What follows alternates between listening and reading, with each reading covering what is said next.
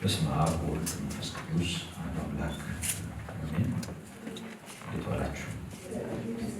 በምሕረት በጸጋው የደገፈን እንደ ቸርነቱ የጊዜ ሰዓት የሰጠን አምላካችን በጌታችንና በመድኃኒታችን በኢየሱስ ክርስቶስ የተመሰገነ ይሁን። እንደምታስታውሱ ባለፈው ሳምንት ጠቆም እንዳረኳችሁ ቅዳሜ ለተከታታይ ስንካፈል የነበረውን መንፈስ ቅዱስ እና ስጦታዎቹ የሚለውን ርዕስ ባለፈው ሳምንት ፈጽመናል። አንዳንድ ነገሮችን በማስታወስ ክለሳ የምናደርግበት ጊዜ እንደሚሆን ነግሬያችሁ ነበር። አጭር ጸሎት በማድረግ እሱን እንቀጥላለን። ቅዱስ አባታችን እግዚአብሔር በሰማያት ያለኸው ደግሞም ከኛ ጋር ያለኸው ሕይወታችን፣ ክብራችንና ኃይላችን እናመሰግንሃለን፣ ከፍ ከፍ እናደርግሃለን። የጅማሬም የፍጻሜም ባለቤት አንተ ነህ። በመልካም አስጀምረህ ስላስፈጸምከን እጅግ እናመሰግንሃለን። ደግሞ ጌታ ሆይ የተካፈልነው ለጥቅም እንዲሆን በእያንዳንዱ ልብና አእምሮ ቃልህን በማተም ሕያው መንፈስህ ሕይወታችንን እንዲመራው ጌታ ሆይ እኔ ነገርኋችሁን ያስታውሳችኋል፣ ወደ እውነት ሁሉ ይመራችኋል፣ እኔንም ያከብረኛል በማለት የተናገርክለት ሕያው መንፈስህ ይህንኑ በሕይወታችን እያደረገ ጌታ ሆይ በዘመናችን ሙሉ በተማርነው የምንጠቀም እንድንሆን እንድትረዳን እንለምንሃለን። ጌታ ሆይ ድንዛዜ የሚሆኑ ጤናማው ምክርን የሚያጣምሙ ቃል ከሰው ልብ የሚሰርቁ አንተ ለእኛ ካለህ ነገር እንዲጎድልብን የሚሰሩ የክፋት መንፈሳውያን ሰራዊት በማንም ላይ ምንም ማድረግ እንዳይችሉ በጌታ በኢየሱስ ክርስቶስ ስም የታሰሩ ይሁኑ። ጌታ ሆይ ስለሰማህን ስለተቀበልከን እናመሰግንሃለን። በዩቲዩብ ለሚከታተሉ ደግሞም ይሄ መልእክት በሚተላለፍበት ጊዜና ሁኔታ ሁሉ ጌታ ሆይ ለሚካፈሉ ጸጋን አንተ እንድታበዛ በኢየሱስ ክርስቶስ ስም እንለምንሃለን። ስለተቀበልከንና ስለሰማህን እናመሰግንሃለን። በኢየሱስ ክርስቶስ ስም አሜን። እሺ፣ የክብር አምላክ አምላካችን ልዑል እግዚአብሔር በጌታ በኢየሱስ ክርስቶስ የተመሰገነ ይሁን። እንደምታስታውሱ ይህንን መንፈስ ቅዱስንና ስጦታውን ወይም ስጦታዎቹን ማዕከል ያደረገውን ትምህርት ስንጀምር ይህን ትምህርት እንድንማር ገፊ ምክንያቶች የሆኑ ወይም ደግሞ አነሳሽ ምክንያቶች የሆኑ ወይም ደግሞ ዓላማ የትምህርቱ ዓላማ ብለን የያዝናቸው ነጥቦች ነበሩ። እንግዲህ ለተከታተለ አስተውሎ ለሚሰማ እነዚህን ውጤቶች በእኛ ሕይወት ያመጣል ብለን ያነሳናቸው ነጥቦች ነበሩ። እንግዲህ የመጀመሪያው ነገር የትኛውም ጥያቄና በዙሪያችን ያለ ምክንያት እንኳ ሆኖ ባይያዝ ቸል ሊባል የማይገባው ርዕስ ነውና በክፍሉ እንዲህ ባለ ሁኔታ መማራችን ርዕስ ሰጥተን ጊዜ ሰጥተን ትኩረት ሰጥተን መማራችን አስፈላጊ የመሆኑን እውነት ስለምናምን ነው። መንፈስ ቅዱስ በአዲስ ኪዳን የክርስትና እውነት ብቻም ሳይሆን በአጠቃላይ የፍጥረት ታሪክ ውስጥ ያው አምላክ እንደመሆኑ ጌታ እንደመሆኑ ከሥላሴ ሶስተኛው አካል እንደመሆኑ መጠን እንዲቀላል ያልሆነ እንዲሁ ቸል የማይባል ርዕስ ነውና ይሄ ምክንያት ሆኖ መማር እንዳለብን ጠቆም አድርጌ እንደነበር አስታውሳለሁ። ከዛ ባሻገር በርዕሱ ዙሪያ የተዘበራረቁ መጽሐፍ ቅዱሳዊ ያልሆኑ አስተምሮዎችም ሆነ ልምምዶች አሉ እንደሚታወቀው እና ከዚህ የተነሳ ሰዎች ከእግዚአብሔር ቃል ሳይሆን በዙሪያቸው ካሉ ቤተ እምነቶችና ማህበራት ወይም ግለሰቦች ህይወት በመነሳት ጉዳዩን ወይም ደግሞ ርዕሱን በተመለከተ የተለያየ አይነት አቋም ስለሚይዙ መጽሐፍ ቅዱስ በዚህ ዙሪያ ምን ይላል? በሌሎች የእምነት ተቋማት ወይም ደግሞ በመጣንበት የእምነት ሕይወት በዛ ከመለካት ይልቅ የእግዚአብሔር ቃል በጉዳዩ ላይ ምን ይላል ብሎ መጽሐፉን ማናገር ወይም መጽሐፉን አንብቦ ከመጽሐፍ ቅዱሱ የሚነሳ እምነት እንዲኖረን ማድረግ በጣም አስፈላጊ ነው። ብዙ ጊዜ ያው ሰው የኔ ነው ለሚለው የሚሰጠው ቦታ ለመጽሐፍ ቅዱሱ ከሚሰጠው ቦታ በላይ ሲሆን እናያለን እና የራሳቸው መነጽር አድርገው ትምህርቱን የሚከታተሉ የሚካፈሉ ወይም በዚህ ዙሪያ ያለውን ነገር የሚለኩ ሰዎች ቀላል አይደሉም እና እንደዚህ አይነት ነገር ባለበት ያው መለኪያ በሌለበት ነገሮችን ለመለካት መሞከር ስለሚሆን ውጤቱን የተዘበራረቀ ያደርገዋል። አንድ የመጽሐፍ ርዕስ ነው መለኪያውን የማያውቅ ልኩን አያውቅም የሚል ነገር አንብቤያለሁና እውነት ነው። መለኪያውን የማያውቅ ልኩን አያውቅም ያስማማናል። እና በምን መለኪያ በምን መስፈሪያ ነው ይሄን ነገር ልክ ነው ይሄን ነገር ልክ አይደለም የምንለው? ስላደግንበት ነው ወይም ደግሞ ያደጉ የተባሉ ሰዎች ሲያደርጉት ስላየን ነው?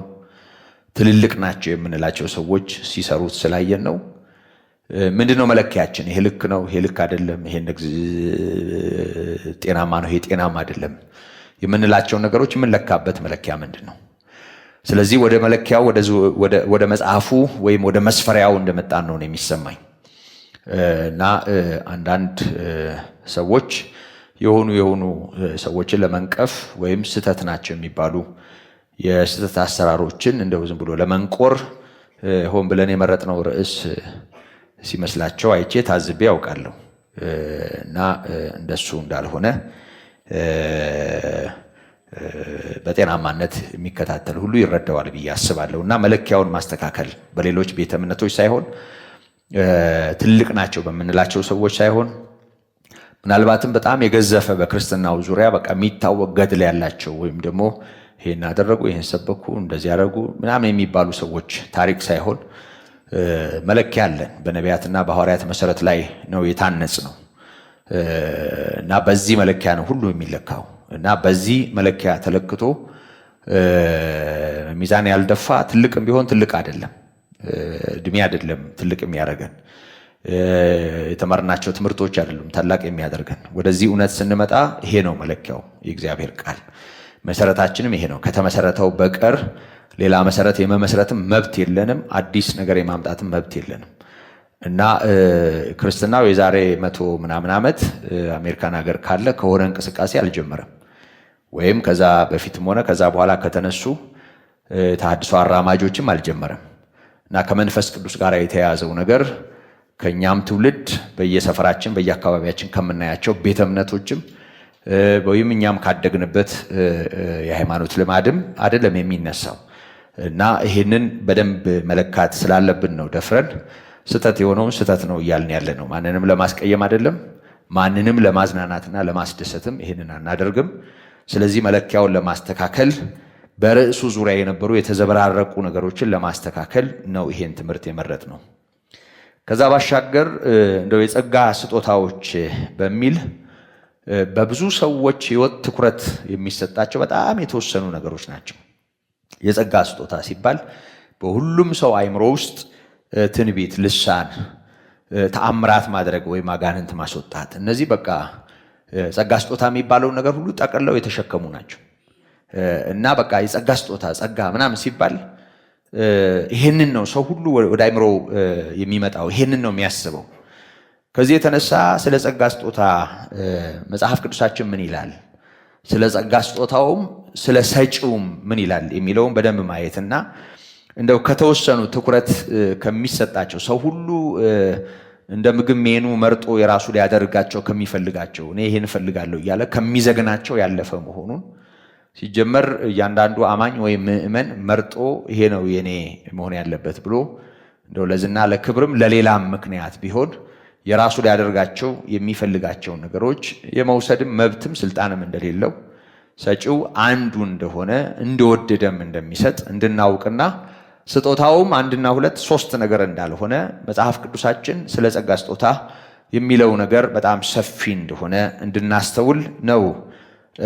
እንግዲህ በትምህርታችን የጸጋ ስጦታዎች የተመዘገቡባቸውን ስፍራዎች ጭምር በመለየትና እነዛን በዝርዝር የተቀመጡ የጸጋ ስጦታዎች ለይተን ለማስተዋል የተማር ነው። እንግዲህ እግዚአብሔር የረዳውና በደንብ አብሮን የቆየ የተካፈለ ሰው በዚህ ጉዳይ ላይ ይሄ ግንዛቤ እንደሚኖረው ተስፋ አደርጋለሁ። እንግዲህ ወደ መጀመሪያው ክፍል በዚህ ርዕስ ትምህርት ስንጀምር ወደ ነበርንበት ሄጄ ለማስታወስ ያህል መንፈስ ቅዱስ ከአብና ከወልድ ጋር የሚቀደስ የሚሰለስ የሥላሴ ሶስተኛው አካል መሆኑን ከእግዚአብሔር አብና ከወልድ ጋር ህልው የሆነ በህላዌው መለኮት የሆነ መሆኑን አንስተናል። ከአብና ከወልድ ጋር የሚጠራ ለጥምቀትም ለቡራኬም የምንጠራው የሥላሴ ሶስተኛ አካል መሆኑን መለኮት መሆኑን አምላክ መሆኑን አስምረንበታል። ይህን ክፍል በተመለከትንበት ጊዜ መንፈስ ቅዱስ በተለያየ ስያሜዎች በመጽሐፍ ቅዱስ መጠራቱን አስታውሰናል። ራሱ መንፈስ ተብሎ ተጠርቷል። የእግዚአብሔር መንፈስም ይለዋል። የጌታ የኢየሱስ ክርስቶስ መንፈስም ወይም የጌታ የክርስቶስ መንፈስም ተብሎ ተጠርቷል። የእውነት መንፈስም ተብሎ ተጠርቷል። ደግሞ አጽናኝ ተብሎ ተጠርቷል። እና አጽናኝ የተባለው የእውነት መንፈስ የተባለው የጌታ የክርስቶስ መንፈስ የተባለው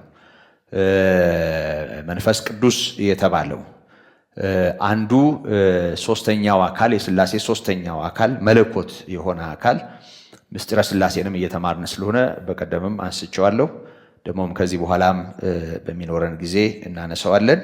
ራሱን ችሎ ፍጹም ገጽ፣ ፍጹም መልክ፣ ፍጹም አካል ያለው መለኮት መሆኑ ላይ ማስመር ስለነበረብን ይሄንን ነበር ከስያሜዎቹ ወይም ደግሞ ከመጣሪያዎቹ በመነሳት የተመለከት ነው። መንፈስ ቅዱስ በልዩ ልዩ አይነት ምሳሌዎች ተጠቅሷል ወይም ደግሞ ምሳሌዎች ተገልጧል።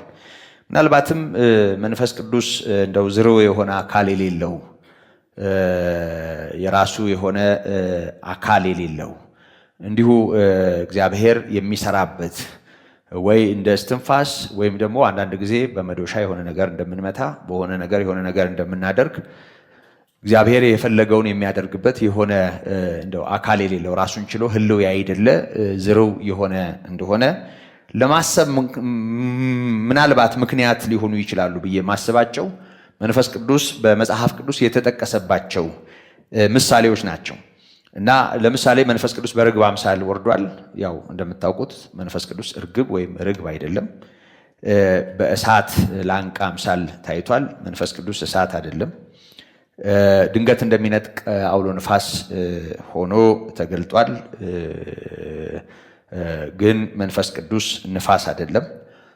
የእግዚአብሔር ጣት ተብሎም ተጠቅሷል በራሱ በጌታችን በመድኃኒታችን በኢየሱስ ክርስቶስ።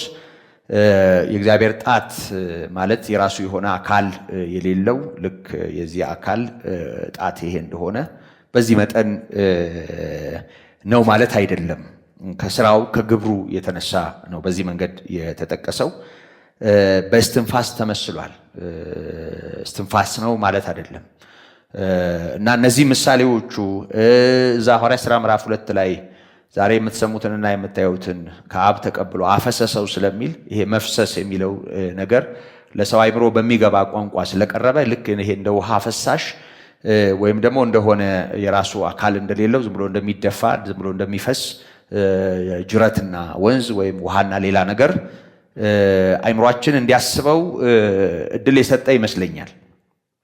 እነዚህ ምሳሌዎቹ ናቸው፣ የተገለጠባቸው ምሳሌዎቹ ናቸው፣ ለሰው አእምሮ የቀረበባቸው ምሳሌዎቹ እንጂ መንፈስ ቅዱስ ንፋስ ነው ማለት አይደለም፣ ትንፋሽ ነው ማለት አይደለም፣ እሳት ነው ማለት አይደለም፣ እጣት ነው ማለት አይደለም፣ እርግብ ነው ማለት አይደለም። መንፈስ ቅዱስ አምላክ ነው። መንፈስ ቅዱስ ጌታ ነው እና መለኮት መሆኑን ጌታ መሆኑን አምላክ መሆኑን ራሱን የቻለ አካል ያለው መለኮት መሆኑን የእግዚአብሔር ቃል ያስገነዝበናል።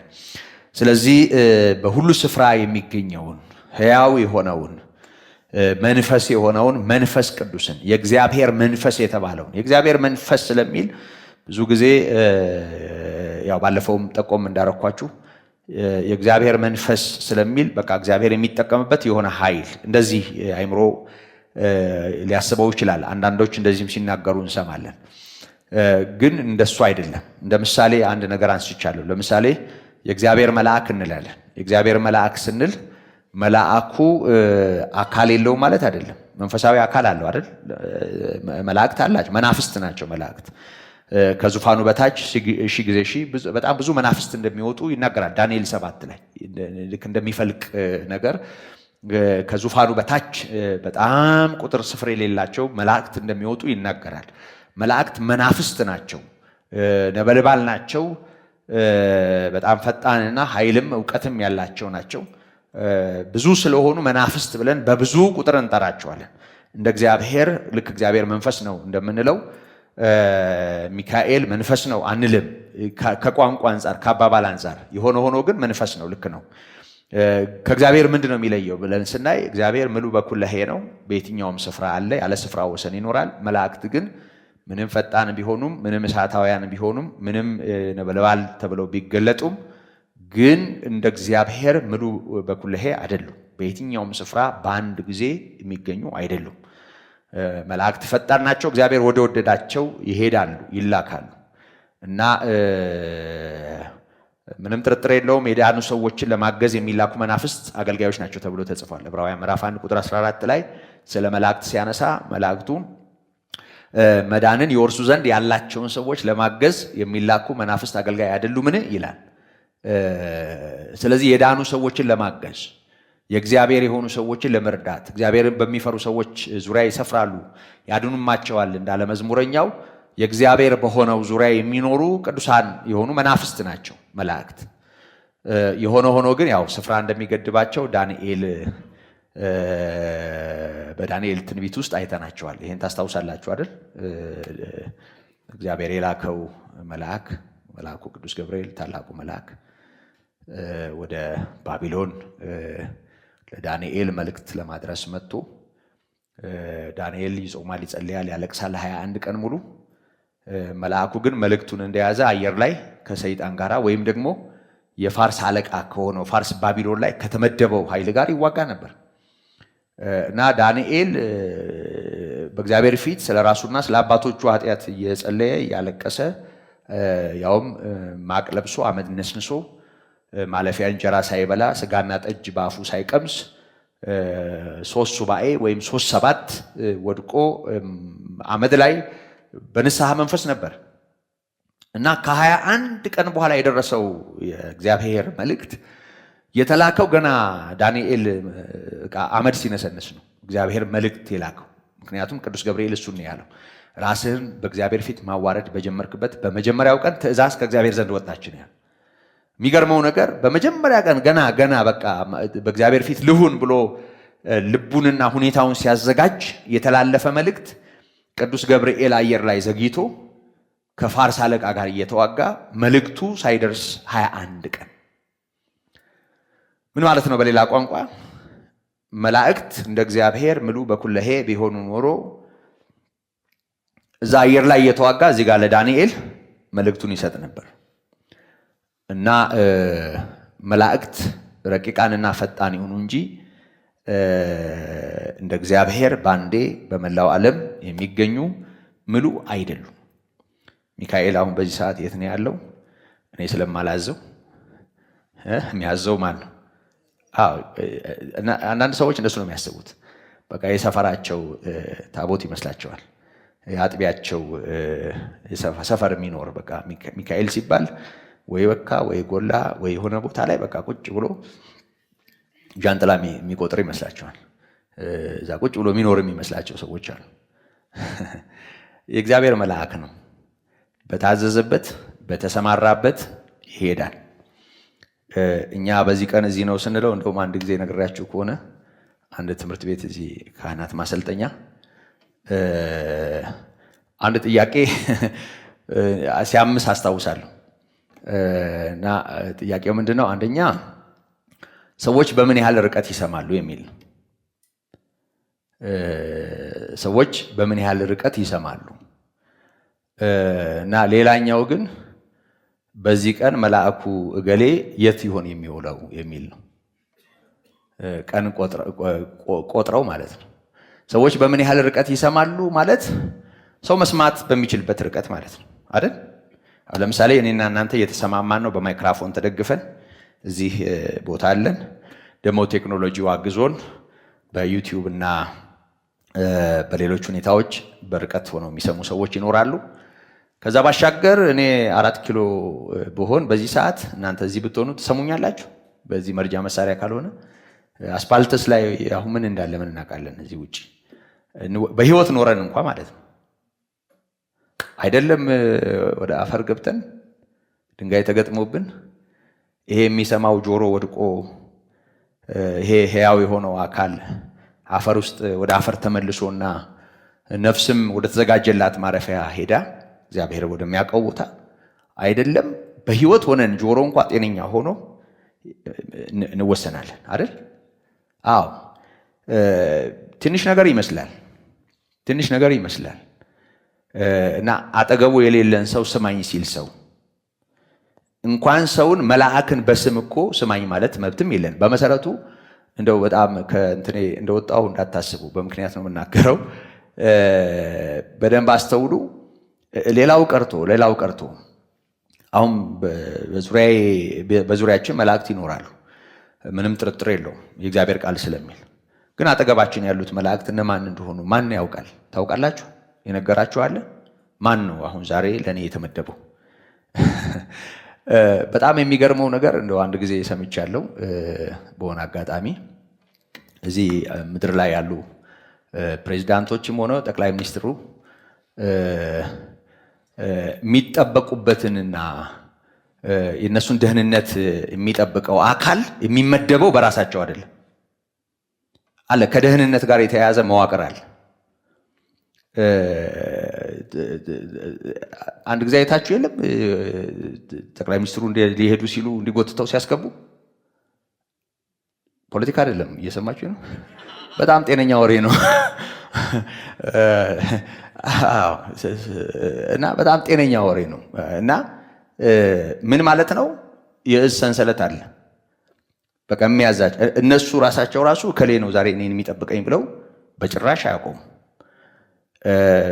ሚኒስትሮች ቢሆኑ ፕራይም ሚኒስትሩ ወይም ደግሞ ሌሎች፣ ይሄ በእኛ ሀገር ብቻም ሳይሆን በመላው ዓለም ያንን የሚመድብ ራሱን የቻለ አካል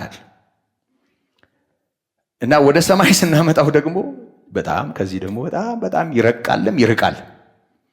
ምክንያቱም ሲጀመር አታያቸውም፣ የታያቸዋል። ከዛ ሲቀጥል ደግሞ እግዚአብሔር ነው ያለ ስፍራ ወሰን የሚኖረው ከዘፍጥረት አንስቶ እስከ ራእይ ድረስ። በጣም የሚገርመኝን ነገር ልንገራችሁ። ወደ ፍጡር የተደረገ አንድም ጸሎት መጽሐፍ ቅዱሳችን የለው። ታዘባችሁ ታውቃላችሁ? አንድም እኮ ነው። ወደ አንቀላፋ ቅዱስም እግዚአብሔር ወደሚያሰማራቸው መላእክትም የተደረገ አንድ ጥቅስ አታወጣም እዚህ ውስጥ። ከዘፍጥረት እስከ ራእይ እኛ ምን ሆነን እንደሆነ እግዚአብሔር ይወቀው፣ ምን ነክቶን እንደሆነ አንድ ጥቅስ አታወጣም።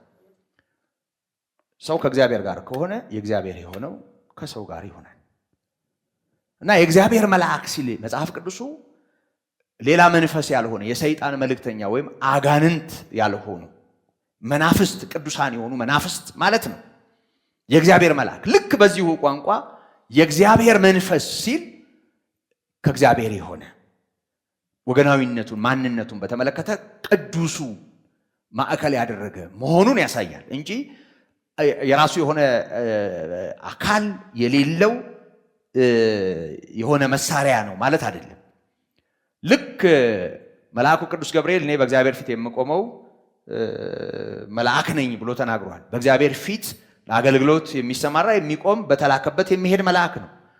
ስለዚህ የእግዚአብሔር መልአክ ብለን ቅዱስ ገብርኤል እግዚአብሔር መልአክ ነው እንደምንል መንፈስ ቅዱስን የእግዚአብሔር መንፈስ ልንል እንችላለን። የእግዚአብሔር መንፈስ ነው ስንል ግን መልአኩ የራሱ አካል ኖሮት ግን የእግዚአብሔር እንደሆነ መጠቆማችን እንደሆነ እንዲሁ መንፈስ ቅዱስን የእግዚአብሔር መንፈስ ስንል የራሱ ህልው የሆነ አካል አለው፣ መለኮት ነው፣ ከአብና ከወልድ ጋር በአንድነት የሚጠራ ነው። ይሄ ቅዱስ የሆነው የሥላሴ ታስታውሳላችሁ፣ ባለፈውም አንስተነዋል።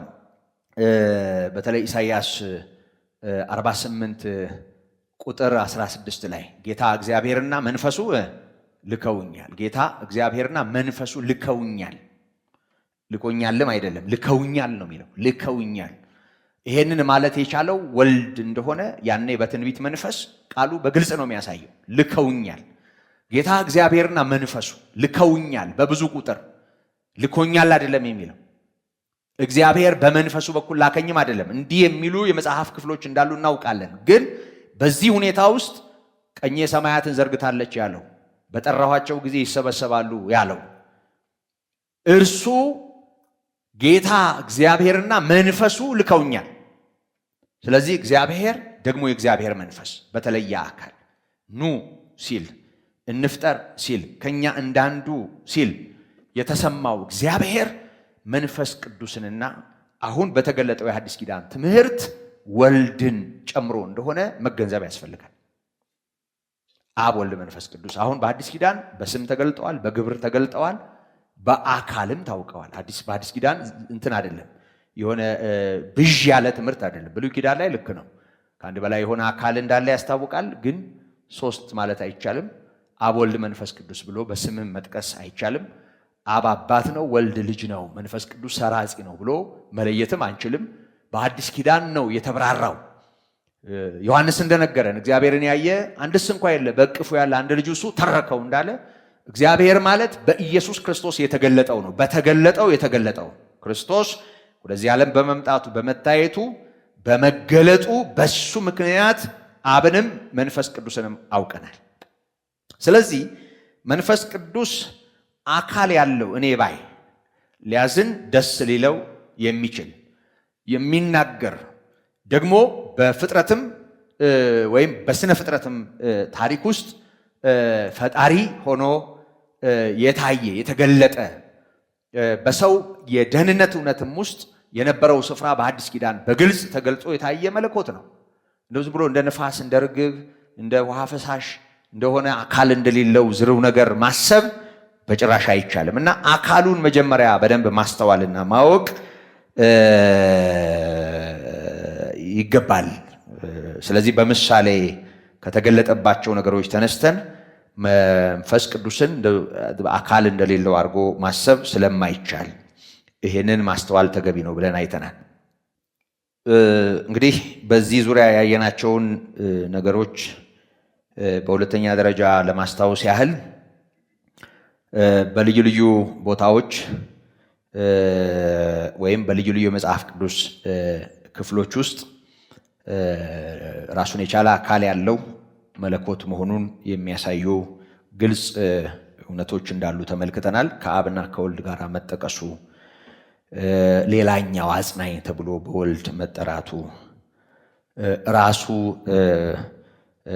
የሚፈቅድ የሚናገር የሚወቅስ የእግዚአብሔርን ጥልቅ ነገር የሚመረምር ስሜት ያለው የሚያዝን ደስ የሚለው የሚከፋ ደግሞም እኛን ለቤዛ ቀን አትሞ ለይቶ የሚኖር መሆኑን መገለጡ፣ ከዛ ባሻገር በራሱ ኃይል ያለው መሆኑ የሚሰራ ሆኖ መታየቱ መገለጡ ራሱን ችሎ አካል ያለው መለኮት መሆኑን ያሳያል ብለን ተመልክተናል። ከዛ ባሻገር መንፈስ ቅዱስ አምላክ ነው ብለን ስንጠራ መለኮትን ወይም አምላክን በምናውቅበት በዚያ ሁኔታ የታወቀ ሆኖ በእግዚአብሔር ቃል ተገልጧል። አሁንም ደግሜ ከአብና ከወልድ ጋራ በእኩልነት መጠቀሱን ስለ እግዚአብሔር የተጠቀሱ ጥቅሶች በሌላ ቦታ ስለ መንፈስ ቅዱስ ቃል በቃል መጠቀሳቸውን በሁሉ ዘንድ መገኘቱን ሁሉን አዋቂ መሆኑን ከዛ ባሻገር ዘፍጥረትን እናስታውሳለን። ዘፍጥረት 1፣ 2 እና 3ን ኢዮብ 26፣ 13ን ያው የተማርነው ስለሆነ ነው ጥቅሶች ማስረጃ እየሰጠው ያይደለሁት ዝም ብዬ እያስታወስኳችሁ ገብቷችኋል አይደል? በጣም እንግዳ ለሆነ ሰው ባልቸኩል ጥሩ ይሆን ነበር፣ ግን ያው እያስታወስኩ ብቻ ስለሆነ ነው። ትምህርቱ ዩቲዩብ ላይ ስላለ ከኋላ ጀምሮ እንደገና ማስታወስ ይቻላል። አሁን ከዚህ የተነሳ ያው እያስታወስኩ እንደሆነ ብቻ እንድታስቡ ነው መጋብዛችሁ። እና ፈጣሪ መሆኑን የሚገልጡ ወይም ደግሞ እግዚአብሔር በተጠቀሰበት በዚያ ሁኔታ መጠቀሱን እንደ ማስረጃ አንስተናል። ከዛ ባሻገር በፍጡር ዘንድ የማይታዩ ወይም ደግሞ የማይገኙ ባህሪያት አሉት። ሁሉን ቻይ ነው፣ አይለወጥም፣ አይወሰንም። እነዚህ ማንነቶቹ የመለኮታዊነቱ መገለጫዎች መሆናቸውን ተመልክተናል። ከዛ ባሻገር በሰራው ስራ የሚታወቀው ወይም በሚሰራው ስራ የሚታወቀው የእግዚአብሔር መንፈስ በአዲስና በብሉይ ኪዳን በፍጥረትም ሆነ በሰው ደህንነት ዙሪያ የነበረውን የሰራውን ስራ ያደረገውን ነገር እንዲሁ አስታውሰናል። እንግዲህ መንፈስ ቅዱስን በተመለከተ ማንነቱን በዚህ መጠን መረዳት በጣም ቆንጽዬ ነው ያነሳሁት። አውቃለሁ ከተማርነው በጣም ትንሹ ነው አሁን ያስታወስኳችሁ። መለኮታዊነቱን ራሱን የቻለ አካል ያለው መሆኑን፣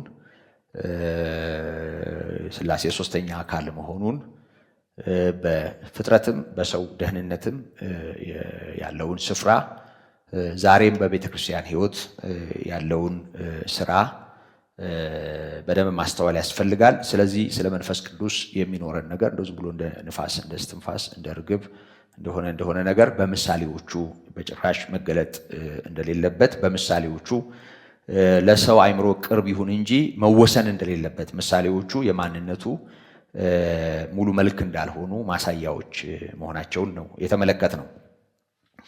ከዛ ባሻገር ወደ ተግባሩና ወደ አዲስ ኪዳን እውነት መተን ወደ ስጦታዎቹ ከመምጣታችን በፊት ያው ይሄንን እውነት በአጽንኦት አስታውሰን በተለይ በመንፈስ ቅዱስ መጠመቅን በተመለከተ ቀድመን ተመልክተናል። ጌታ ኢየሱስ ክርስቶስ ነው ይሄን የተናገረው። ከጥቂት ቀን በኋላ በመንፈስ ቅዱስ ትጠመቃላችሁ በማለት እዛ ሉቃስ እንደመዘገበልን ሐዋርያት ሥራ ምዕራፍ 1 ቁጥር 5 ላይ እንደተጻፈው በመንፈስ ቅዱስ ስለመጠመቅ ተምረናል። በመንፈስ ቅዱስ መጠመቅ ያው አጥማቂው ራሱ ጌታ ኢየሱስ ክርስቶስ መሆኑን በመንፈስ ቅዱስ የሚያጠምቅ ሰው እንዳልሆነ በደንብ ይህን አስምረንበታል።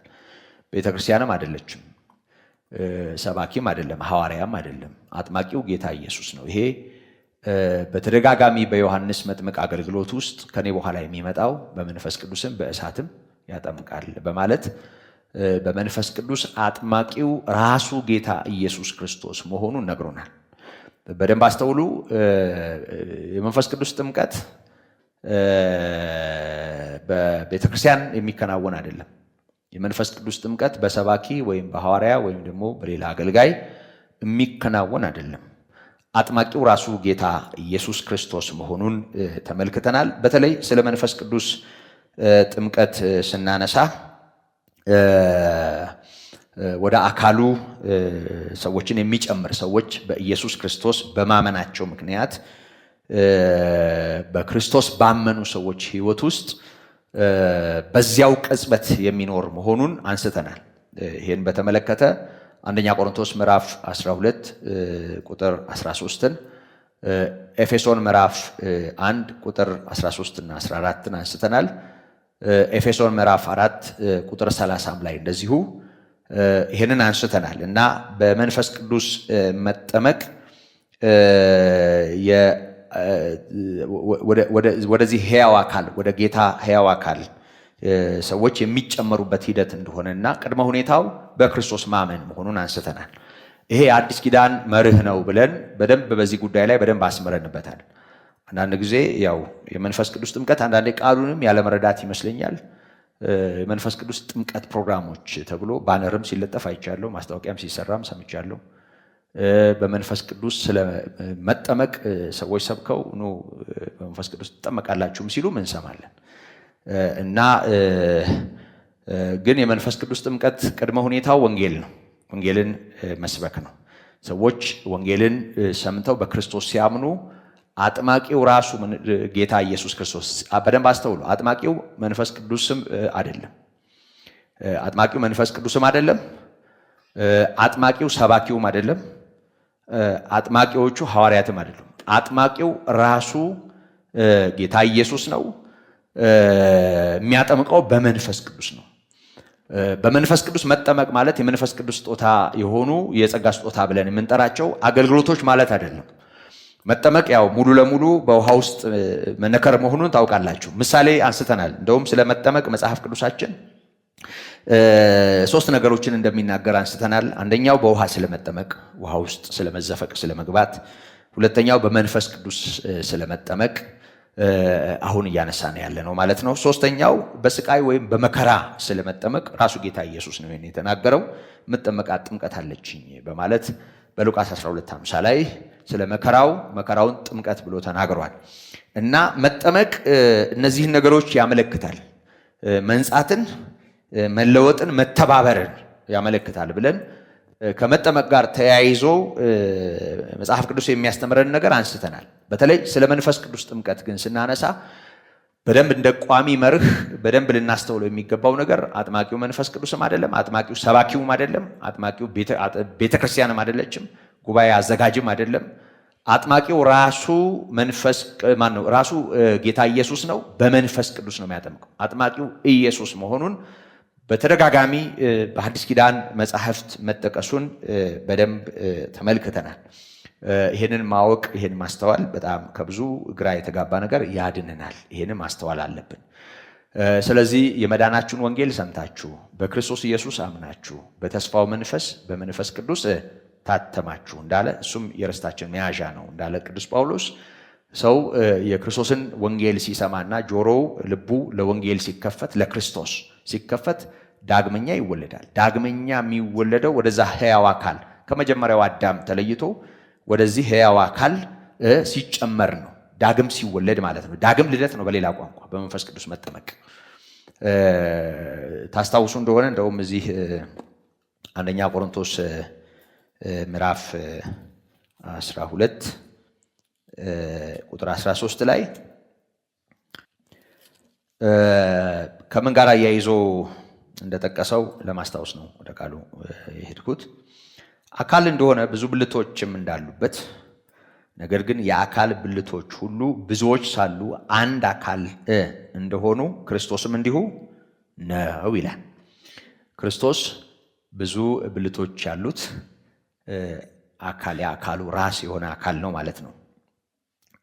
እንዲሁም ነው አይሁድ ብንሆን፣ የግሪክ ሰዎችም ብንሆን፣ ባሪያዎችም ብንሆን፣ ጨዋዎችም ብንሆን፣ ባሪያ አይደለም ማለት ነው ጨዋ፣ እመቤቶች ወይም ደግሞ ጌቶች ያኔ በነበረው ቋንቋ ብንሆን፣ አያችሁ፣ ይሄ አኗኗራቸውንም ማንነታቸውንም የመጡበትን የቀደመ ማንነት ከክርስቶስ በፊት ወይም ከክርስትና በፊት ወይም ክርስቶስን ከማመን ወይም ከመቀበል በፊት ያለውን ነገር ነው የሚያሳየው።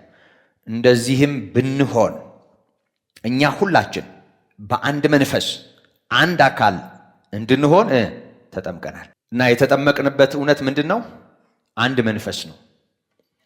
አንድ መንፈስ እና በመንፈስ ቅዱስ የተጠመቅነው አንድ አካል ለመሆን፣ እነዚህን ሁሉ ልዩነቶች የሚያስጥል አዲስ ሕይወት ማለት መልካሙን ስራ ለማድረግ በክርስቶስ ኢየሱስ ተፈጠርን እንዳለው ኤፌሶን 2 ቁጥር 10 ላይ አዲስ ማንነትን የሚያቀዳጅ የተለያየውን ማንነት፣ የጾታ ልዩነት፣ የኑሮ ልዩነት፣ እነዚህን ሁሉ ነገሮች አስቀርቶ አንድ አካል የሚያደርግ ጥምቀት ነው። ጥምቀቱ የተፈጸመው ይሄ ጥምቀት የተከናወነው በምንድን ነው? በመንፈስ ቅዱስ፣ በውሃ ሳይሆን በምንድን ነው? በመንፈስ ቅዱስ በመጠመቅ ነው። እና ጥምቀት የሚለው ቃል ከዳግም ልደት ጋር እንደሚገናኝን የተማርነው ይህን ትምህርት ስንማር፣ ዳግም መወለድ ደግሞ ክርስቶስን ከመቀበል ጋር የተያያዘ መሆኑን አስምረንበታል። በተለይ ዮሐንስ ምዕራፍ 1 ቁጥር 11 ላይ ወደ ገዛ ወገኖቹ መጣ፣ የገዛ ወገኖቹ አልተቀበሉትም ካለ በኋላ ለተቀበሉት ሁሉ በስሙ ለሚያምኑ የእግዚአብሔር ልጆች የሆኑ ዘንድ ስልጣንን ሰጣቸው ይላል። እነሱም ከሥጋ ወይም ከወንድ ፈቃድ አልተወለዱም በመንፈስ ቅዱስ ከእግዚአብሔር እንጂ። እና መንፈሳዊው ልደት ይሄ በሥጋ ልደት ከእናትና ከአባት ተወልደን በምድር ላይ ከኖርነው አይነት ልደት ይለያል። እና ሰው ለዚህ የሚበቃው በምን አግባብ ነው ብለን ስናይ ልጁን በመቀበል ነው፣ ክርስቶስን በማመን ነው። ለተቀበሉት ሁሉ በስሙ ለሚያምኑ የእግዚአብሔር ልጆች የሆኑ ዘንድ ስልጣንን ሰጣቸው። ስልጣን እኮ ነው፣ የልጅነት ስልጣን። እግዚአብሔር ልጆች ተብለን ልንጠራ አብ እንዴት ያለውን ፍቅር እንደሰጠን እዩ እንዲሁም ነን እንዳለው ዮሐንስ በመልእክቱ እግዚአብሔር በአስደናቂ ፍቅር ዮሐንስ አንደኛ መልእክቱ ምዕራፍ 3 ቁጥር 1 እና 2 ላይ እንደተጻፈው በአስደናቂ ምሕረቱ የእግዚአብሔር ልጆች እንድንሆን እድል ሰጥቶናል፣ በር ከፍቶልናል። እና ይህም የተከፈተ በር ጌታ ኢየሱስ ክርስቶስ እንደሆነ የእግዚአብሔር ቃል ያረጋግጥልናል። ስለዚህ ልጁን የተቀበለ ሰው ያንን እውነት አሜን ባለበት በዚያው ቅጽበት፣ ልጁን በተቀበለበት በዚያው ቅጽበት ከወንድ ወይም ደግሞ ከወንድና ከሴት ሳይሆን ወይም ከስጋና ከደም ሳይሆን በመንፈስ ቅዱስ አሰራር ከእግዚአብሔር ይወለዳል። እና እግዚአብሔር ይመስገን። ስለዚህ ከእግዚአብሔር ተወልደናል አይደል? አዎ ከእግዚአብሔር ተወልደናል። ይሄ መንፈሳዊ ነው እውነታው፣ በመንፈስ ቅዱስ ነው የሆነው። ዮሐንስ ለኒቆዲሞስ ጌታ ኢየሱስ ለኒቆዲሞስ እንደነገረው ዳግም ልደትን በተመለከተ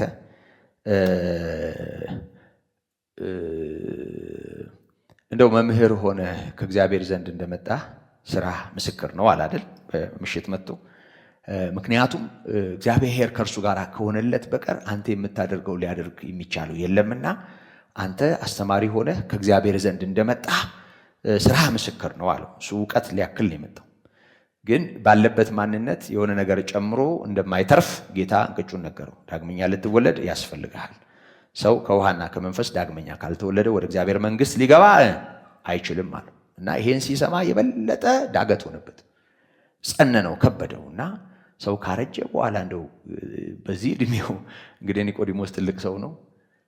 ጢሙንም ሊያስብ ይችላል፣ ሰውነቱንም ሊያስብ ይችላል። እንደው ሽሪንክ አድርጎ እንዲተሰብስቦ እንደገና እናቱ ማህፀን ገብቶ እንዲወጣ ያዘዘው ስለመሰለው ንግግሩ እኮ ነው እንደዛ እንድናስብ የሚጋብዘን። ሰው ካደገ ካረጀ በኋላ እኮ ነው ያለው። ወደ እናቱ ማህፀን ገብቶ እንደገና ይወለድ ዘንድ ይችላልን ነው ያለው። እየተናገረ ያለው መንፈሳዊ ስለሆነ ልደት እንደሆነ አልገባው። ጉዳዩ መንፈሳዊ እንደሆነም አላስተዋለም። መንፈሳዊው ልደት ይሄ ሰው ከእናት ከአባት ሲወጣ በሚሆነው አይነት ሁኔታ እንዲህ የሚታይ አይደለም። አንድ ትንሽ ልጅ ሲወለድ እናትየው 9 ወር ከምናምን እንደዚህ ተሸክመው በደንብ ቀኑ ደረሰ አልደረሰ እየተባለ የሆነ የሚወለድ ነገር መኖሩን የሚጠቁም ነገር አለ። ሲወለድ ደግሞ በምጥና በመከራ ነው የሚወለደው። የሚታይ ትንሽ ልጅ ይጠበቃል። በእንዲህ አይነት ሁኔታ ሲወለድ ይታያል፣ የሚታይ ነገር ነው። ነፋስ ከወዴት እንደሚመጣ ወዴት እንደሚነፍስ ልታውቅ አትችልም። ስለማይታይ፣ ስለማይሸተት፣ ስለማይቀመስ አታየው። ግን በሚያንቀሳቅሰው ነገር፣ በሚያደርገው ነገር ነፋስ ከወዴት መጥቶ ወዴት እንደሄደ ይታወቃል። መንፈሳዊውም ልደት እንዲሁ ነው ያለው። መንፈሳዊ ልደት መንፈሳዊ ነው። ይሄ መንፈሳዊ ልደት በመንፈስ ቅዱስ የሚከናወን ነው። ሰው ከውሃና ከመንፈስ ነው የሚወለደው። ውሃ ሲባል ብዙ ጊዜ ያው እኛ ቀጥታ እንደወረደ ውሃ ነው ወደ አይምሯችን የሚመጣው። ግን የጌታችን የኢየሱስ ክርስቶስ ንግግር ለጸነነው ለከበደው ለኒቆዲሞስ እንዴ አንተ ትልቅ ሰው አይደለህም አለ። ንግግሩ እኮ እንደሱ ነው አይደል? አንተ አይሁድ መምህር አይደለህም አለ። እንዴት አይገባህም አለ። እንዴት አታስተውልም? ይጠበቅ ነበር ማለት ነው አይደል? መረዳት ይጠበቅ ነበር። ኒቆዲሞስ ይሄ ነገር ሊከብደው አይገባም ነበር። ውሃ ብሎ ጌታ መናገሩ ከእስራኤል ታሪክ ጋር ሲያያዝ ሕዝቅኤል 36ን ስናነብ ንጹህ ውሃ ረጭባቸዋለሁ በማለት የተናገረው እግዚአብሔር ሰዎችን ንስሐ ከማስገባት የነበሩበትን አሮጌ ነገር ከመቀየር ጋር የተያያዘ እንደ ውሃ በተቆጠረ በመሰረቱ ምንድነው ከክፉ ሕሊና ለመንጻት ልባችንን ተረጭተን ሰውነታችንን በጥሩ ውሃ ታጥበን ይላል የዕብራውያኑ ጸሐፊ ምዕራፍ 10 ላይ በተረዳንበት እምነት በቅን ልብ እንቅረብ ይላል። በጥሩ ውሃ መታጠብ። ጥሩ ውሃ እስኪ ልብን የሚያጥብ ውሃ የትኛው? ግልጽ ነው፣ ውስጥ የሚያጥር ልክ ነው። ይሄ ገላን መታጠብ ምንም ችግር የለውም። ንጹህ ውሃ ይገባናል። ገላን መታጠቢያ ንጹህ ውሃ ይገባናል። ሳሙናም ይገባናል። ሻወር ለማንም ዝርዝር ነገር አያስፈልገውም። ግን ከክፉ ሕሊና የሚያነጻ እዚህ ጋር ከተጣመመ ማንነት ልብን የሚያጠራ ንጹህ ውሃ ምን ሊሆን ይችላል? ከእግዚአብሔር ቃል ውጪ ምን ይሆናል? የኔና የናንተን ልብ የኔና የናንተን አእምሮ ሊቀይር የሚችል ካለማመን ወደ ማመን ካለማስተዋል ወደ ማስተዋል ሊያመጣ የሚችል ንጹህ ውሃ ልብን ከብዙ ልክ ያልሆነ ነገር የሚያጠራ ሰውነትን የሚቀድስ ንጹህ ውሃ የእግዚአብሔር ቃል። ሰው ይሄን የእግዚአብሔር ቃል ሲሰማ ክርስቶስ የሕያው እግዚአብሔር ልጅ መሆኑን የክርስቶስ ኢየሱስ እርሱ ክርስቶስ መሆኑን የሚያሳይ ከክርስቶስ ወደዚህ ዓለም መምጣት ጋር የተያያዘውን ከቤዛነቱ ጋር የተያያዘውን ነገር ሰምቶ አሜን ሲል የሚሆነውን ነው የሚያሳየን። ይኸውላችሁ ይሄ ትምህርት ሌላ ተርጓሚ ሳያስፈልገው እዚሁ ክፍል ላይ እስከ ቁጥር 4 ተብራርቷል፣ እስከ 14 ተብራርቷል። ጌታ ይህን ካለው በኋላ ስለ ምድራዊ ነገር እንደው ስነግርህ ካልገባ አለ። ስለ ሰማያዊ ነገር ብናገር እንዴት ይገባሃል? እውነትን እንናገራለን፣ የምናውቀውን እንናገራለን፣ እናንተ ግን አታስተውሉም፣ አትቀበሉትም አለ። አሁን ይኸውላችሁ ይሄ ከላይ ዳግም ልደት የሚለው ትምህርት ሲብራራና ወደ ፍጻሜ ሲመጣ እንዴት ነው የሚሆነው ወደሚለው ነገር ስንመጣ እዛው ክፍሉ ላይ ተብራርቷል። ከሰማይ ከወረደው በቀር ወደ ሰማይ የወጣ ማንም የለም፣ እርሱም በሰማይ የሚኖረው የሰው ልጅ ነው አለ። መኖሪያው በሰማያት የሆነው በስጋ የተገለጠ ከሰማይ ነው የወረደው፣ ተመልሶም ወደ ሰማይ ሄዷል። መኖሪያው ሰማይ ነው። በመሰረቱ ከሰማይ የወረደ ወደ ሰማይ የወጣ ማንም የለም ከማን በቀር? አዎ ከላይ ከወረደው በቀር ወደ ላይ የወጣ ማንም የለም፣ እሱም የሰው ልጅ ቃል በቃል ከሰማይ መጥቶ ወደ ሰማይ የሄደ አንድ ነው፣ በአብ ቀኝ ያለ አንድ ነው። አንዳንድ ሰዎች ሌላም መቀመጫ እንደዚህ ብሎ የኛ ቢሮ ይመስላቸዋል መሰለኝ። ሳብ አድርገው ወንበር ሲና እዚህ ጋር ተቀመጥ ተብሎ እዚህ ጋር የሚቀመጥ ይመስላቸዋል መሰለኝ። የሥላሴ መንበር ወይም ደግሞ ሰማይን እንደሱ ያስባሉ መሰለኝ። በጣም ብዙ ሰው አስቀምጠዋል ላይ። ግን ኢየሱስ ክርስቶስ ነው የተናገረው። በደንብ ስሙኝ። ከሰማይ ከወረደው በቀር ወደ ሰማይ የወጣ ከክርስቶስ በላይ ማን ይናገር? የትኛው ሰባኪ? የትኛው ሊቅ? የትኛው አዋቂ? ማን ይናገር ከጌታ በላይ? አያችሁ፣ ዳግም ልደት ምንድን ነው ከዚህ ጋር ያያያዘው? ከሰማይ ከወረደው በቀር ወደ ሰማይ የወጣ ማንም የለም ማለት የጌታችን የመድኃኒታችን የኢየሱስ ክርስቶስነትና የእግዚአብሔር ልጅነት ነው። በዚህ እውነት ውስጥ የተብራራ ኢየሱስ እርሱ ክርስቶስ ነው። ኢየሱስ እርሱ የእግዚአብሔር ልጅ ነው። ከሰማይ የወረደው እሱ ነው። ወደ ሰማይ የሚወጣውና በአብ ቀኝ የተቀመጠው እሱ ነው። እዚህ ጋር አላቆመም ጌታ። ቁጥር 13 ላይ ይሄንን ይልና ዮሐንስ 3 ላይ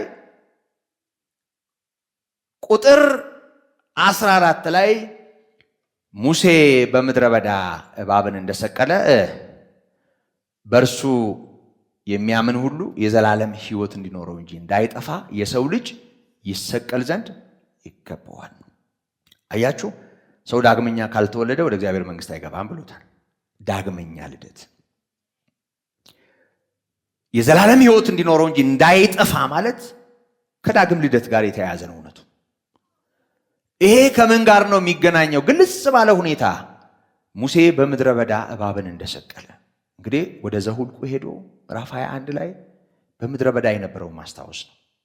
በባህሪው እባብ ያልሆነ ግን ሙሴ ቅርጽ ሰጥቶ የእባብ ቅርጽ ሰጥቶ የሰቀለውን በባላ ላይ የተንጠለጠለውን እንጨት ላይ የተንጠለጠለውን የነሐስ እባብ እንዲያዩና እንዲያርፉ እንዲተርፉ የእግዚአብሔር ፈቃድ ሆነ። በምድረ በዳ በእባብ ተነድፎ የወደቀው ሕዝብ የሙሴን አዋጅ ሰምቶ ወደ ተሰቀለው የነሐስ እባብ ቀና ብሎ አየ እና ወዲያው ያገዳይ የነበረው መርዝ ከውስጣቸው ተወገደ። የእግዚአብሔር ቃል እሱን ነው የሚነግረን። ዳግም ልደት ማለት ይሄ ነው ማለት ነው። በሌላ ቋንቋ ከውሃና ከመንፈስ መወለድ ማለት ይሄ ነው ማለት ነው። በሌላ ቋንቋ ሰው ይሄንን እውነት ንጹህ የሆነውን ውሃ ህሊናን የሚያጠራ ልብን የሚቀድሰውን ቅዱስ ውሃ በወንጌል እውነት በኩል ወደኛ የሚደርሰውን ይሄንን እውነት አሜን ሲልና ልቡ ለዚህ እውነት ሲዘጋጅ ነፋስ ከወዴት እንደሚመጣ ወዴት እንደሚሄድ አታውቅ፣ ግን በሚያንቀሳቅሰው ነገር ይታወቃል። እና ይሄ የማይታየው የማይቀመሰው የማይዳሰሰው የሕያው እግዚአብሔር መንፈስ ይሄንን አሜን ወዳለው ሰው ማንነት ይመጣል። ይሄ የእግዚአብሔር መንፈስ በጌታ በኢየሱስ ክርስቶስ በራሱ አማካኝነት ነው ወደ ሰው ማንነት የሚመጣው። ስለዚህ ሰው በመንፈስ ቅዱስ ዳግመኛ ይወለዳል። ከስጋ ከደም ወይም ከወንድ ፈቃድ ሳይሆን በመንፈስ ቅዱስ ከእግዚአብሔር ይወለዳል። በእኛ ህይወት የሆነው እንደሱ ነው። አይመስልንም፣ ስለማናየው አይመስልንም። እዚህ ጋር ምልክት ስለሌለ ውጫዊ መታያ ስለሌለ አይመስልንም እንጂ በእኛ ህይወት ጌታ ይሄንን ያደረገው እግዚአብሔር ይመስገን፣ ይሄንን ያደረገው እና የሕያው እግዚአብሔር መንፈስ በጌታችን በኢየሱስ ክርስቶስ ምክንያት ወደኛ ህይወት መጥቷል፣ ወደ ዓለም መጥቷል። የእርሱን መክበር ተከትሎ ነው መንፈስ ቅዱስ የመጣው። ይሄንን እንዳረሳው መንፈስ ቅዱስ ወደኛ እንዲመጣ የሚያደርግ ሱባኤ የለም። መንፈስ ቅዱስ ወደኛ ህይወት እንዲመጣ የሚያደርግ ጾምና ጸሎት ወይም ደግሞ ደመቅ ያለ ጉባኤ የለም። እኛ አንዳንዴ ሞቅ ሲልና በቃ ላባችን ጠብ እስኪል በቃ ተነቃቅተን ደስ ብሎ ስንዘምር በቃ ያን ጊዜ በቃ መንፈስ ቅዱስ እንደዚህ መጥቶ ርብብ የሚልና በቃ እንዲህ የሚል ይመስልናል። እንደሱ ነው ከስሜታችን ጋር ስለምናያይዘው። የመንፈስ ቅዱስ መውረድ ብቸኛው ምክንያት የኢየሱስ ክርስቶስ መክበር ነው። ስለ ኃጢአታችን ራሱን ከፈለ፣ ደሙን አፈሰሰ፣ ከዛ በክብር ወደ አባቱ ሄደ እና በአብ ቀኝ ተቀመጠ። ዮሐንስ 7ን ከቁጥር 37 ጀምሮ በጣም በተደጋጋሚ አንስተነዋል። ይኸውላችሁ የተጠማ ቢኖር ወደ እኔ ይምጣና ይጠጣ ነው ያለው። ወደ እኔ ይምጣና። አሁን የተጠማ ቢኖር አንዳንድ ጉባኤ ላይ እኛም እንደሱ ሆነን እናውቃለን። እኛ መካከልም አንዳንድ ወንድሞች እንደሱ ሲያደርጉም አስታውሳለሁ። እና ተጠሙ ተጠሙ የተጠማ ቢኖር ይላል። ተጠሙ ተጠሙ። እስኪ ውሃ ሲጠማሽ እናውቀዋለን። መንፈስ ቅዱስ ሲጠማ እንዴት ነው ማለት? ተጠሙ ተጠሙ። ሰው በቃ ይላል፣ በቃ ይወጣጠራል፣ በቃ ይሄ ግድርድር እስኪል ድረስ በቃ እንዲቃትታል። በቃ ምን ማለት ነው ተጠሙ ማለት? በቃ ተጠምተህ ና እባክህ እንደው ጠምተኸኛል ና። ምን ማለት ነው መጠማት? መንፈስ ቅዱስን መልካም እሺ፣ መንፈስ ቅዱስን መጠማትስ ማለት መንፈስ ቅዱስ ጠምተኸኛል ና የሚል እንዲመጣ እንደው የመቆስቆስ ጸሎት ማለት ነው ይላል ጌታ ኢየሱስ። እንደሱ ነው ያስተማረ። የተጠማ ቢኖር ወደ እኔ ይምጣ ነው ያለው። ይምጣና ይጠጣ ነው ያለው። በእኔ የሚያምን የሕይወት ውሃ ወንዝ ከሆዱ ይፈልቃል ነው ያለው። ቅድመ ሁኔታው በክርስቶስ ማመን ነው፣ ክርስቶስን መቀበል ነው። የጉባኤ ድምቀት አይደለም፣ የሙዚቃ ማሳሪያ ግርግር አይደለም፣ ጋጋታ አይደለም፣ የንግግር ፍሎ ወይም ደግሞ የንግግር ክህሎት አይደለም። አይገናኝም። እዚህ ካለው ግርግር ጋር አይገናኝም። እንደውም እኮ የተጠማ ቢኖር ወደ እኔ ይምጣና ይጠጣ ያለው ጌታ ኢየሱስ ክርስቶስ በእኔ የሚያምን የሕይወት ውሃ ወንዝ ከሆዱ ይፈልቃል ባለበት በዚያው ክፍል ቁጥር 38 እና 39 ላይ የተጻፈውን አስተውላችሁት ከሆነ በእርሱ የሚያምኑ ሊቀበሉት ስላላቸው ስለ መንፈስ ቅዱስ ተናገረ ነው የሚለው። አያችሁ ቅድመ ሁኔታ። መንፈስ ቅዱስን ማን ይቀበለዋል? በኢየሱስ ክርስቶስ የሚያምን። እየሰማችሁ ነው? በክርስቶስ ያመነ ሰው፣ ጌታ ኢየሱስ ክርስቶስን የተቀበለ ሰው፣ ክርስቶስ የሕያው እግዚአብሔር ልጅ ስለ እኔ ኃጢአት የተሰቀለ ብሎ የሚያምን ሰው የእግዚአብሔር መንፈስ ከሱ እንደራቀ ማሰብ የለበትም። ልክ አይደለም። ይሄ በሆነ ስሜታዊ መገለጫዎች ነው መንፈስ ቅዱስ ከኔ ጋር ነው ከኔ ጋር አይደለም የምንለው። እንደሱ አይነት እድል አይሰጥም የእግዚአብሔር ቃል። በእርሱ የሚያምኑ ሊቀበሉት ስላላቸው ስለ መንፈስ ቅዱስ ተናገረ። ነገር ግን ጌታ ስላልከበረ መንፈስ ቅዱስ ገና አልወረደም ነበር ይላል። ልክ ነው። ጌታ አልከበረም። ጌታ አልከበረም ማለት ስለ ኃጢአታችን መጀመሪያ ራሱን አሳልፎ ሰጥቶ አልተሰቀለም፣ አልሞተም ነበር። በዚህን ጊዜ ዮሐንስ 7 ላይ ያለው እዛ በዳስ በዓል ተገኝቶ ጌታ ኢየሱስ ያስተማረው ትምህርትና ከዛ ጋር ተያይዞ የነበረው ነገር ሲሆን ጌታ አልተሰቀለም። በመሰረቱ ታስታውሱ እንደሆነ የጌታ መክበር ነው መንፈስ ቅዱስን ያመጣው ብለናል። ቅድመ ሁኔታው እሱ ነው ብለናል። የጌታ መክበር ደግሞ 3 ነገሮችን ያመለክታል በአዲስ ኪዳን መጽሐፍ ላይ። አንደኛው ስለ እኛ ኃጢአት በመስቀል ላይ የከፈለውን ዋጋ። ምክንያቱም የሰው ልጅ ይከብር ዘንድ ሰዓቱ ደርሷል ያለው ጌታ ኢየሱስ ክርስቶስ አባቱን ያከበረው ለሞት ታዞ ነው። ስለዚህ ክብር የሚለው የእግዚአብሔር ቃል ጌታችን መድኃኒታችን ኢየሱስ ክርስቶስ ለመስቀል ላይ ሞት ራሱን አሳልፎ የሰጠበትን ሁኔታ ነው። የመጀመሪያው ይሄ ነው። ሁለተኛው ክብር የሚለው የእግዚአብሔር ቃል የኢየሱስ ክርስቶስነትና የኢየሱስ የሕያው እግዚአብሔር ልጅነት የተረጋገጠበት ትንሣኤ ነው። እግዚአብሔር በመንፈስ ቅዱስ በኃይል አስነሳው፣ ክርስቶስ አደረገው የሚለው ቃል እኮ ክርስቶስነቱን አረጋገጠ ማለት ነው። ኢየሱስ እርሱ ክርስቶስ ነው ስንል የዳዊት ልጅ ነው ማለታችን ነው። መሲሁ ነው። እስራኤል ስትጠብቀው የነበረችው መሲህ እሱ ነው ማለት ነው። ስምዖን አረጋዊ እንደተናገረው ይህ ለሕዝብህ ለእስራኤል ክብር ለአሕዛብ ደግሞ ሁሉን የሚገልጥ ብርሃን ነው ተብሎ የተነገረለት ኢየሱስ እርሱ ክርስቶስ ነው ማለት ነው። ክርስቶስነቱን አረጋገጠ ማለትም የዳዊት ልጅ መሆኑን በብዙ የብሉይ ኪዳን የትንቢት መጽሐፍ ሲነገርለት የነበረው እሱ መሆኑን አረጋገጠ። የመጀመሪያው ነጥብ እሱ ነው። ሁለተኛው የእግዚአብሔር ልጅነቱን አረጋገጠ። ትንሣኤው ይውላችሁ በግፍ የተሰቀለው በመለኮታዊ አሰራር ስለ ሰው ኃጢአት የተሰቀለው ኢየሱስ እርሱ ክርስቶስ እሱ የእግዚአብሔር ልጅ መሆኑን ያረጋገጠ ነው። ስለዚህ ጌታ ኢየሱስ ከበረ። አያችሁ ክርስቶስን ከሙታን ሲያስነሳው ከኃይል ከስልጣን ከጌትነት ሁሉ በላይ እና በዚህ ዓለም ብቻም ሳይሆን ይመጣ ዘንድ ባለው ዓለም ከሚጠሩት ስሞች ሁሉ በላይ በቀኙ ሲያስቀምጠው በእርሱ ባደረገው ሥራ የብርታቱ ጉልበት ይታያል። ኤፌሶን 1 ከቁጥር 19 ጀምሮ እስከ 21 ያለውን ስናይ እንደምናየው እግዚአብሔር ጌታ ኢየሱስን አከበረው። ስለዚህ የተሰቀለው እሱ ከበረ በመስቀል ላይ የአባቱን ፈቃድ በማድረግ የዚህ ውጤት ደግሞ እግዚአብሔር አስነሳው። ጌታ ኢየሱስ ክርስቶስ ከትንሣኤ በኋላ እንደገና ኖሮ ደግሞ አርጅቶ አልሞትም። 40 ቀን ሞት እንደተሸነፈ አረጋግጦ እጁን ጎኑን ሲያሳይ ለ40 ቀን ያህል ለብዙ ሰዎች እዛ አንደኛ ቆሮንቶስ ምዕራፍ 1 ላይ ቅዱስ ጳውሎስ እንደዘረዘረው ከመጀመሪያው ዕለት አንስቶ ራሱን ሲያሳይ ቆየ። ጌታ በክብር ወደ አባቱ ሄደ፣ በግርማው ዙፋን ቀኝ ተቀመጠ። ጌታ ኢየሱስ ከበረ። ዓለም ሳይፈጠር በአንተ ዘንድ በነበረኝ ክብር በራስ ዘንድ አክብረኝ ያለው ቃል ተፈጸመ። አሁን ኢየሱስ ከበረ። ጌታ ኢየሱስ የመክበሩ ውጤት ነው የመንፈስ ቅዱስ መውረድ። ምክንያቱም ነግሮናል ጌታ ዮሐንስ 16 ላይ እኮ ቁጥር 7 ጀምሮ እኔ እንዲሄድ ይሻላችኋል፣ እኔ ባልሄድ አጽናኙ ወደ እናንተ አይመጣም ነው ያለው። ይሻላችኋል እኔ ብሄድ፣ እኔ ካልሄድኩ አይመጣም፣ እኔ ባልሄድ አይመጣም ነው ያለው። ስለዚህ ጌታ ኢየሱስ ክርስቶስ በክብር ባያርግ ኖሮ በዛ አይነት ሁኔታ እግዚአብሔር መንፈስ አይመጣም ነበር፣ ቤተክርስቲያን አትወለድም ነበር።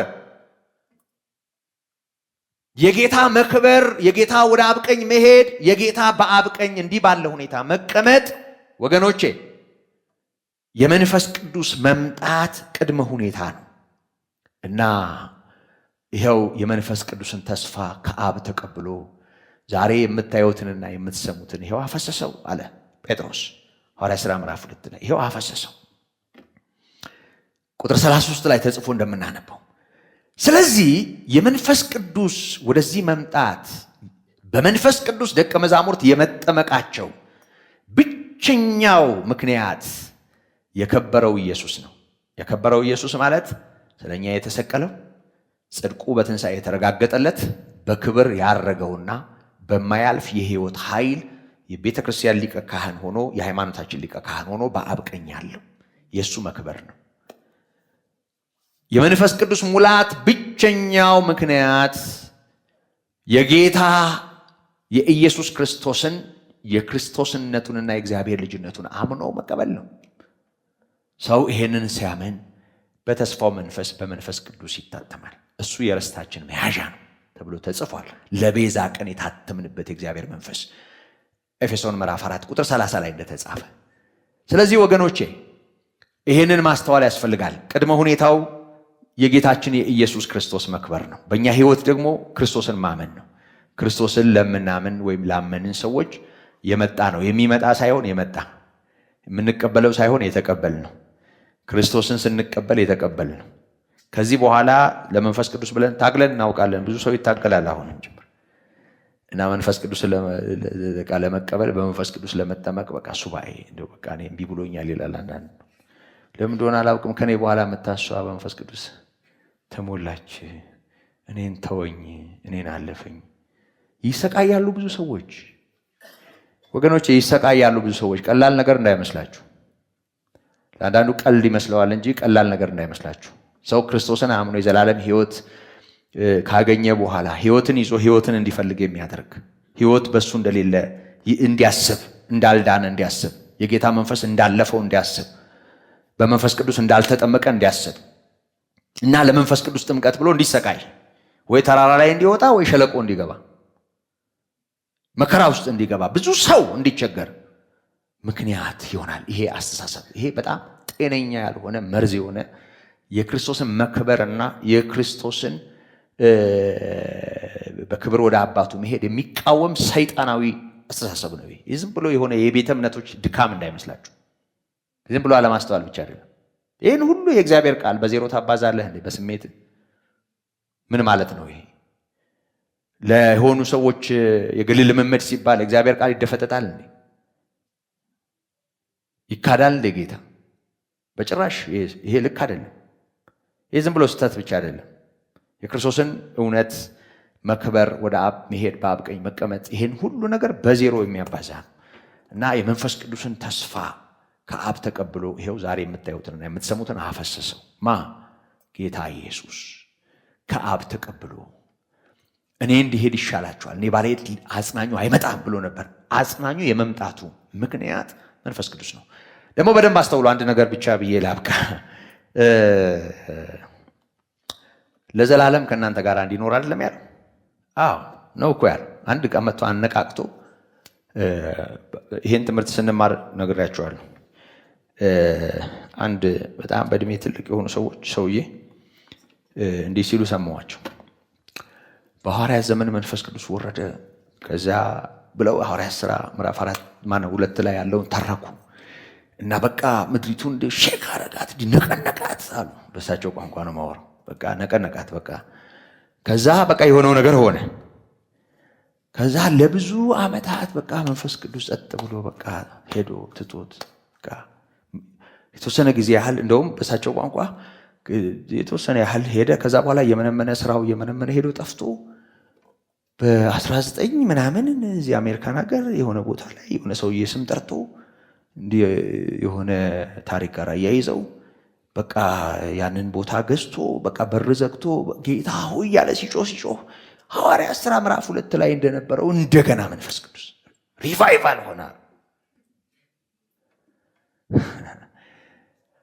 አዳፍነው ከሆነ ትተኸው ከሆነ ክደኸው ከሆነ እንዲሰራ ለእግዚአብሔር ቃል መታዘዝ። ግን ምን ማለት ነው? እየመነመነ ሄዶ መንፈስ ቅዱስ ስራው በቃ ጠፍቶ እና ቤተክርስቲያን ኖረች እዚህ ድረስ መንፈስ ቅዱስ በቃ ትቶ ቤተክርስቲያንን ምን ማለት ነው? ይሄ የጨርሶ እኮ እግዚአብሔርን ቃል እኮ መቃወም ነው። መጽሐፍ ቅዱስ ጋር መላተም እኮ ነው። የት ሄደ መንፈስ ቅዱስ? ጌታ እኮ ነው የነገረን ለዘላለም ከእናንተ ጋር እንዲኖር ሌላኛውን አጽናኝ ይሰጣችኋል እኮ ነው ያለው። ዮሐንስ 14 ከቁጥር 15 ከ17 እኮ ይሄን ነው የነገረን። ከቤተክርስቲያን ሄዷል እንደ መንፈስ ቅዱስ ክፉን እኮ ገድቦ የያዘው ይሄ አመፅን አሰራር እኮ ገድቦ የያዘው ቤተክርስቲያን ከብዙ ችግሮቿ ጋር ዛሬ ላይ የደረሰችበት አቅም እኮ የጌታ መንፈስ ነው እንዴ። ቤተክርስቲያን መንፈስ ቅዱስ እኮ ከቤተክርስቲያን ዞር የሚለው በመሰረቱ ዞር ሊል አይችልም። አይልማ የእግዚአብሔር ቃል ቤተክርስቲያን የሚለውን ቃል ካለ ቤተክርስቲያን ብዙ ችግሮች ሊኖሩባት ይችላል እንዴ። የቆሮንቶስ ቤተክርስቲያን ያ ሁሉ ጣጣ ተሸክማ እንዴት የተንበሸበሸ የመንፈስ ቅዱስ ጸጋ በቤተክርስቲያኗ ውስጥ እንደነበረ እናያለን። ማዕት እኮ ችግር ነው ያለባቸው ቆሮንቶሳውያን።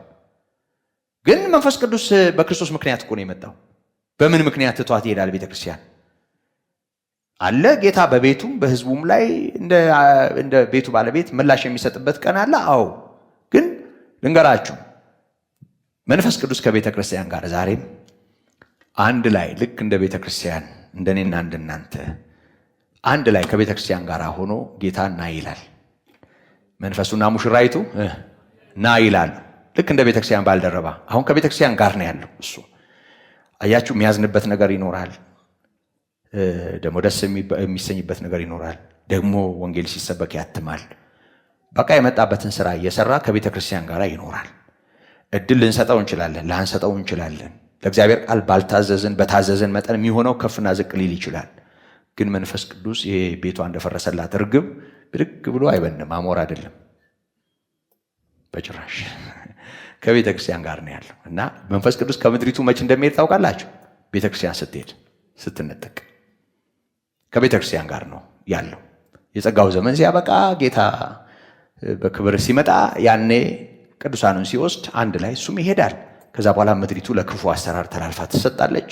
ያ ፍርድ ነው የሚሆነው እንጂ መንፈስ ቅዱስን ከሆነ በቃ ከምንለው በራሳችን ቋንቋ ሌላ ስም ከሰጠነው ከአንድ የተከበረ ጸሎተኛ አገልጋይ መሪ ጋር አገናኝተን የጌታን መንፈስ መጣ ሄደ የምንል ከሆነ ከዚህ ጋር ነው የምንጣለው።